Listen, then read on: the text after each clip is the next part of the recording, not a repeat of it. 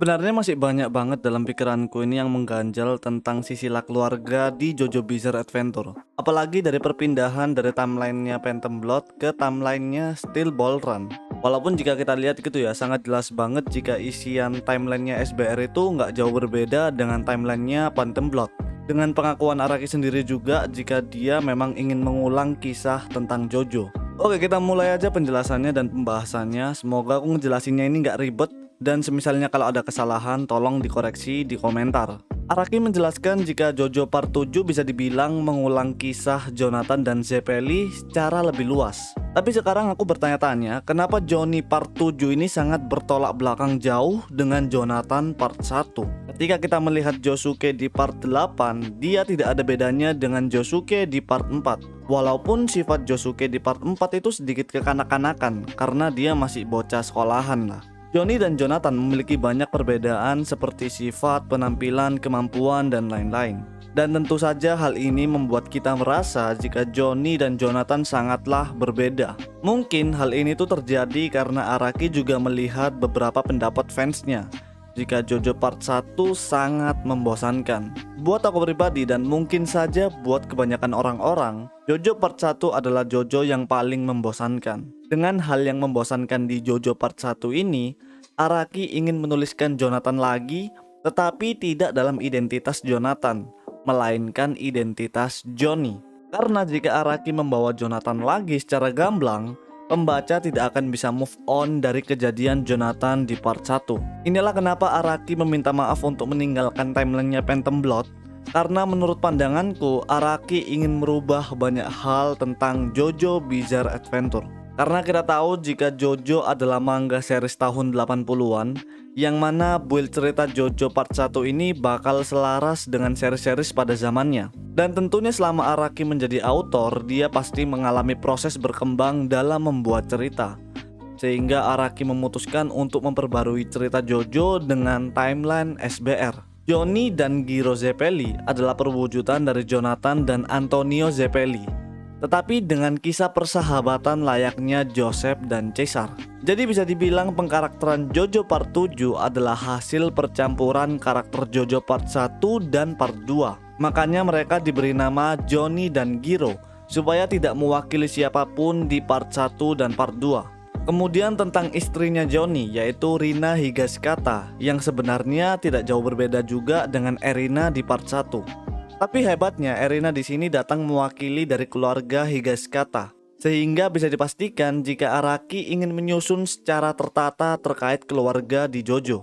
Karena kalau kita lihat JoJo Part 4 gitu ya, Josuke diberi nama Higashikata, yang padahal dia harusnya bernama Joestar. Karena Josuke ini masih anak dari Joseph. Soalnya nasib Josuke ini tidak jauh berbeda dengan Jotaro, tapi Jotaro sendiri itu masih mewarisi nama keturunannya, yaitu Kujo. Makanya Araki ini memperbarui dengan pernikahan antara Johnny Joestar dan Rina Higashikata. Dan secara resmi, Joestar Family dan Higashikata Family memiliki hubungan keluarga.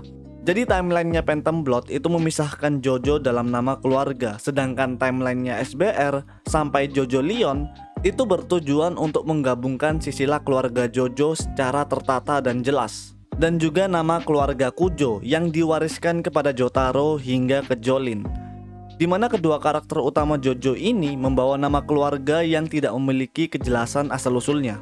Dan disinilah Araki menghapuskan Kujo di timelinenya SBR. Loh, tapi kan di JoJo Leon ada Josefumi Kujo. Kalau di timeline Phantom Blood, Kujo diawali dari Holy Joestar yang menikah dengan orang Jepang, sehingga Jotaro mewarisi nama dari ayahnya, yaitu Kujo.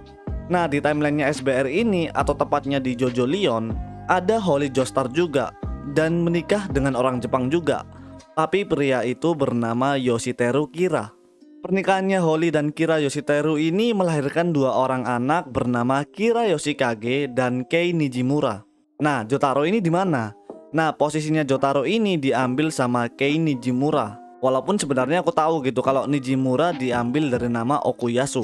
Jadi diberi nama Kei Nijimura ini sebagai orang yang mewakilkan Okuyasu Nijimura di cerita Morioh Part 8. Dan juga mewakili Jotaro secara sifat dan penampilan untuk menghubungkan Jotaro dengan Holly di JoJo Part 3. Yang secara simpelnya, Kei Nijimura adalah hasil pergabungan antara Okuyasu dan Jotaro. Kalau di JoJo Part 3, Holly ini hanya memiliki satu anak saja, yaitu Jotaro. Makanya di part 8, Yoshikage Kira, yaitu anak pertama dari Holly atau bisa disebut kakak kandungnya Kei Nijimura, dihilangkan oleh Araki dengan pertukaran setara buah Rokakaka antara Josefumi Kujo dan Kira Yoshikage.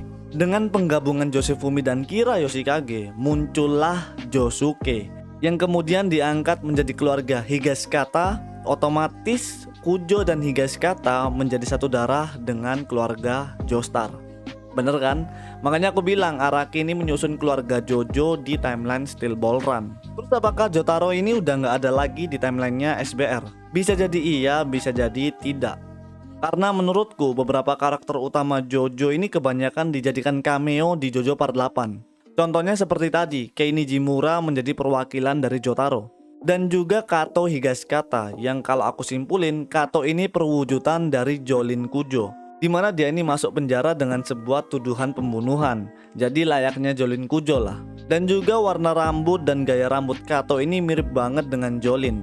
Ditambah lagi, baju penjaranya Kato ini bertuliskan Stone Ocean. Jadi di timeline SBR bisa disimpulkan jika Jolin adalah Kato Higashikata dan Jotaro adalah Kei Nijimura. Dan tentu saja kurang satu karakter, yaitu Giorno Giovanna. Berkemungkinan saja dia ini bakal muncul di part 9. Tapi bisa jadi nggak juga, karena di timeline SBR Diego tidak pernah dijelaskan punya anak. Dan juga Diego hanya menikah dengan wanita tua untuk diambil hartanya aja. Tapi bisa aja nanti Giorno ini akan muncul, tapi tidak berasal dari Diego Brando.